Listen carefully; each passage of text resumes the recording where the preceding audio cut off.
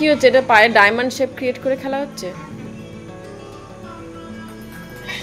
ওরকম না, ড্রপ খাইয়ে পাঠা, একটা ড্রপ সিং।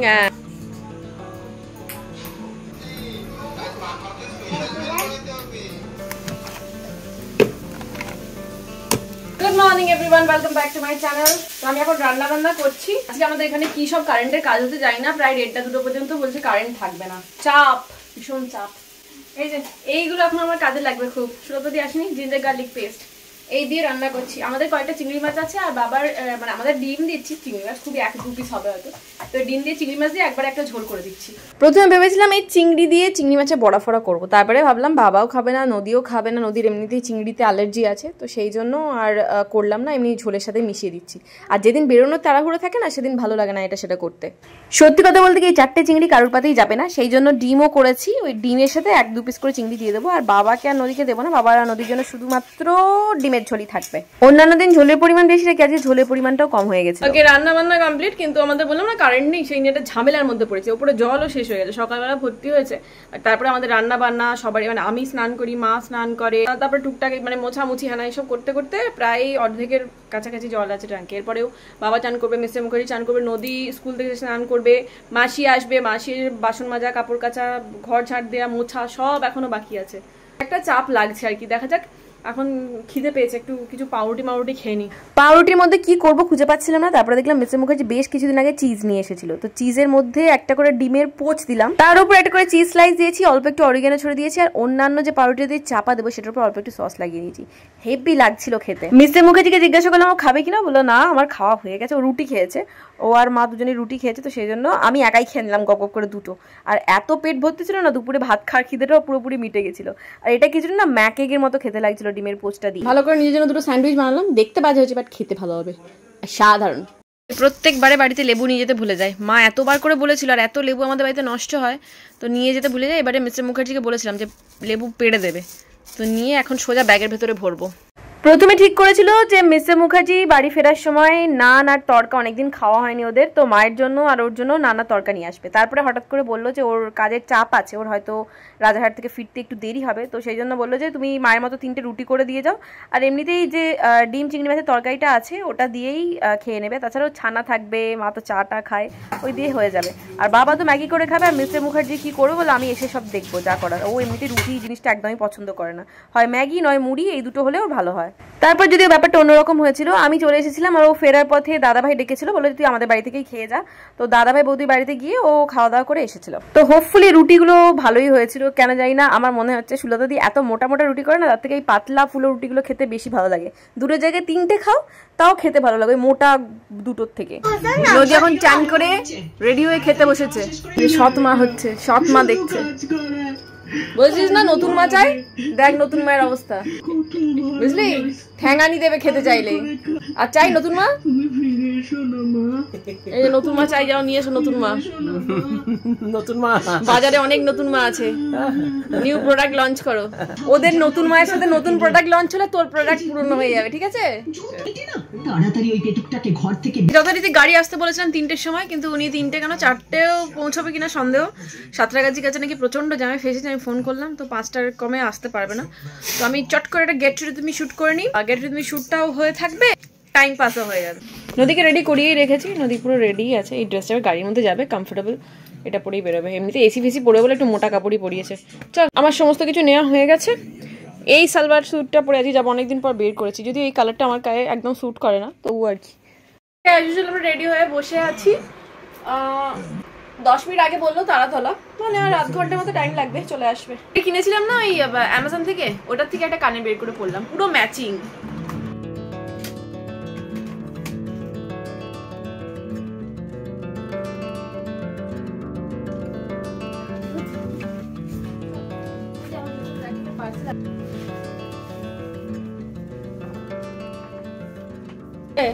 গাড়ি এসে যাবে এক্ষুনি, আর 5 মিনিটে এসে যাবে, আমি নিচে দাঁড়াচ্ছি। আমাদের গাড়ি এখন এসে পৌঁছায়নি, আমরা নিচে নেমে দাঁড়ালাম, বললো যে চলে আসবে এখনই, তাই তো নদী? তুই তো জলের বোতল নিয়েছিস? ঠিক আছে।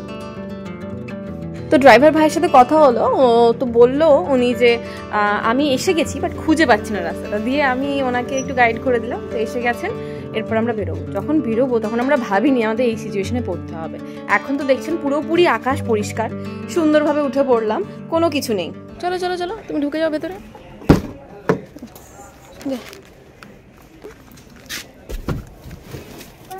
আর বলবেন না, বেরোনোর সময় ডেলিভারি পেয়েছি আর কোথায় রাখতে যাব, ওই জন্য একবারে নিয়ে নিলাম। আর আমার জামার প্রতি অবসেশন তো একদম মানে চূড়ান্ত লেভেলের। এই একটা টপ অর্ডার করেছিলাম, যেটা শর্টসে দেখাবো, এখন দেখাবো না। আচ্ছা হ্যাঁ, যেটা বলছিলাম, তো আমরা জানতাম না যে কী সিচুয়েশন হতে চলেছে। কলকাতার জাস্ট কিছুটা পেরিয়েছি। প্রথমত তো আমাদের মাঝের হাট থেকে যেভাবে ব্রিজের জ্যাম, অসম্ভব লেভেলে। কারণ ওই মমিনপুরের ওই যে রাস্তাটা, ওটা প্রায় হয়ে গেল প্রায় 3-4 বছর 5 বছর ধরে একই অবস্থায় দেখছি। তো সেই জন্য ওই রাস্তাটা খুব খারাপ, কাজ চলছে মেট্রো, সেই জন্যই প্রচণ্ড জ্যাম লেগেই থাকে। আর আজকে যেন অসম্ভব প্রকারের জ্যাম দেখলাম। তো সেই করতে করতে মোটামুটি কলকাতা ছেড়ে বেরোতেই আমাদের প্রায় 6:30 7টা বেজে গেছিলো। তারপরে বাড়ি যেতে যা টাইম লাগে, তার উপরে এত রাস্তা খারাপ, চূড়ান্ত লেভেলের।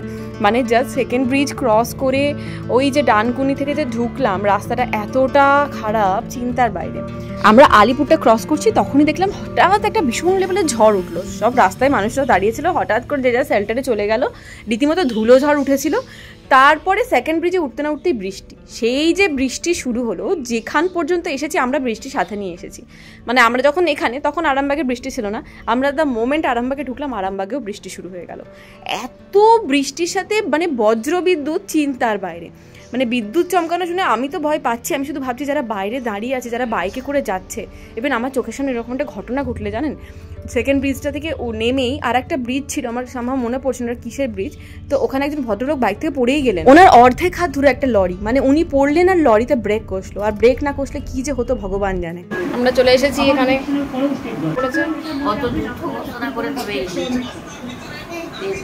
ওই জন্য কত দূর, কত লন্ডন চলে এলাম, এমন দূর, রাস্তা খারাপ বলে।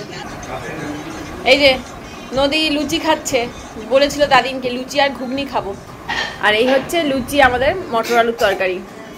আর মা এখানে ভাতের বন্দোবস্ত হচ্ছে, এই দুটি ভাত খাবে মা, আর বাবা এই দুটি খাবে। আমাদের আজকে বাড়ি মানে ওখানে বেরিয়ে আসতে করতে এত টাইম লেগে গেছে, মানে চিন্তার বাইরে।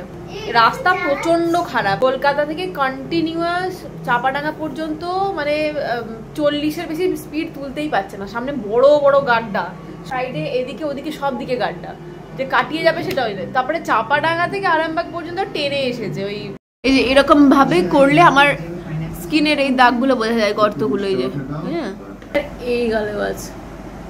আজকে সবাই প্রচন্ড টায়ার্ড, ঠিক আছে। মা বাবা তো এমনিতে অনেক ভোরে ওঠে, সবাই ঘুমোবে। এখন লাইটস অফ হয়ে যাচ্ছে, কাল সকালবেলা লাইটস অন হবে, ঠিক আছে। মায়ের সকালবেলায় হরিনাম সংকীর্তন শোনা হচ্ছে। আমিও উঠলাম আজকে 7:30টার সময়। এমনিতে ওখানে থাকলেও 7:30টাতেই উঠতাম, আজকে তো ছুটির দিন, ওই জন্য। এই ঘরে শুধু এই খাটটা ছিল, আর এইটা ঠাকুমার ঘরে ছিল। আর ঠাকুমার ঘরে খাটটাকে এখন এই ঘরে দিয়ে চলে আসা হয়েছে। আমরা যখন সবাই একসাথে আসি না, তখন এই এসির ঘরটা, তখন সবাই একসাথে শুতে যায়, নিচে ওপরে করে শুই। সেই জন্য এই খাটটায় আরামসে একজন বড় আর একজন বাচ্চা ধরে, মানে আমি আর নদী আরামসে ধরে যাবো। এই যে এসির ঘরে, ওই জন্য দুটো খাটকে ঢুকিয়ে দেওয়া হয়েছে, আলনাটা সরিয়ে দিয়ে। আর এখানে ঠাকুমার ঘরে যে খাটটা ছিল, ওখানে এই আলনাটা ঢুকিয়ে দেওয়া হয়েছে। ঠাকুমার ঘরে এখন আর কিছু নেই, ফাঁকাই আছে, শুধু ঠাকুমা আর দাদু একসাথে পাশাপাশি আছে। এই যে এটা আমার ঠাকুমা, এটা আমার দাদু। দাদু যখন আমরা নদীর থেকে একটু বড় তখনই মারা গেছে, অনেক ডিফারেন্স। মানে ঠাকুমা দাদুর মারা যাওয়াদের মাঝখানে অনেক বছরের ডিফারেন্স। এদিকে ঘরে হলো আমার দিদি ভাই, আমার দিদা, আমাদের সব থেকে পছন্দের মানুষ। এই যে কালার গোলা হচ্ছে, মায়ের মাথায় আর বাবার মাথায় দেবো দুজনে। এখন দিয়ে দিলে পুজো পর্যন্ত থেকে যাবে এই কালারটা। এই তো পরের মাসেই পুজো। এখানে পড়তে বসেছি, নদী কম্পিউটার পড়ছে। তাড়াতাড়ি পড়ে নি, এইটুকু ছোট ছোট কোয়েশ্চেন তাড়াতাড়ি হয়ে যাবে তো। এই মায়ের চুল কালো করে দিয়েছি, মায়ের চুল বাবার চুল দুজনেরই কালো হয়ে গেছে। 9:30টার সময় স্নান করবে। এখানে কুলেখাড়া শাক কি করছে? খুচরো থাকে না বলে 5 টাকা দিয়ে দিয়েছে কুলেখাড়া। কুলেখাড়া শাকে ভীষণ কাঁটা থাকে, বড় বড় এই ডাঁটাগুলো কাছে। চুলের সঙ্গে দিয়ে দেবো না, আলাদা সিদ্ধ করে খাবি? আজকে চাউমিনের জন্য ফুলকপি আলু কাটা হয়েছে, নিরামিষ চাউমিন। একটু শশাটা কেটে রেখে দিই, শশাগুলো নষ্ট হবে বেকার, কাউ কাউ করে এমনিই খেয়ে নেবো। আর টমেটো কাটবো টমেটো সসের জন্য।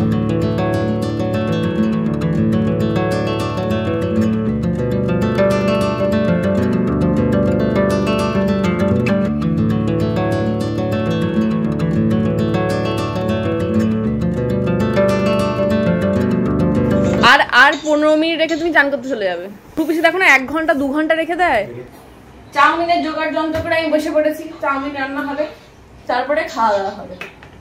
আজকে এখানে ফাইনালি রোদ উঠেছে, এই কন্টিনিউয়াস 3 দিন পরে রোদ উঠলো। আমরা জানি না আবার বিকালবেলা বৃষ্টি হবে কিনা। আমাকে বেশ কয়েকদিন আগে একজন কমেন্ট করেছিলেন, দিদি তুমি পিওর ভেজ চাউমিনটা কীভাবে বানাও। ওনার বাবা বা মায়ের কথা বলেছিলেন যে উনি মানে চাউমিন খান না, তো পিওর ভেজ হলে নাকি উনি খাবেন। তো কিছুই না, সিম্পল, একদম তেলের মধ্যে সবজিগুলো ভালো করে ফ্রাই করে আগে তুলে রাখি, তারপরে না চাউমিনটা যে আমি সেদ্ধ করি ওটা খুব একটা বেশি সেদ্ধ করি না, মানে একটু ক্রাঞ্চি রাখি, একদম মানে গলে পাক হয়ে যাওয়ার থেকেও একটু কম রাখি আর কি, ঠিক আছে। তো এরপরে সবজিগুলো ভেজে তুলে নিয়ে আমি ওর মধ্যে অল্প একটু আদা কুচি দিই, একদম জুলিয়ান জিঞ্জার যেরকম হয় না, আদা কুচি দিলে খেতে বেশ ভালো লাগে। তো আদা কুচি দেওয়ার পর আমি বেশ কিছুটা টমেটো ওর মধ্যে দিয়ে দিই, অল্প একটু চিনি, অল্প একটু নুন দিয়ে একদম টমেটোটা পিউরি হওয়া পর্যন্ত ওয়েট করি, পুরো একদম ঘেঁটে যাবে, টমেটোটা নরম হয়ে যাবে। তারপরে ওর মধ্যে সেদ্ধ করা চাউমিন প্লাস ভাজা সবজিগুলো দিয়ে ভালো করে নাড়তে থাকি, লাস্টে একটু গোলমরিচ গুঁড়ো দিয়ে ছড়িয়ে দিলেই দুর্দান্ত স্বাদের একটা চাউমিন রেডি হয়ে যাবে। এভাবে অনেকেই করে, এটা নতুন কিছু না, হয়তো যারা জানে না তাদের ক্ষেত্রে বলে দিলাম।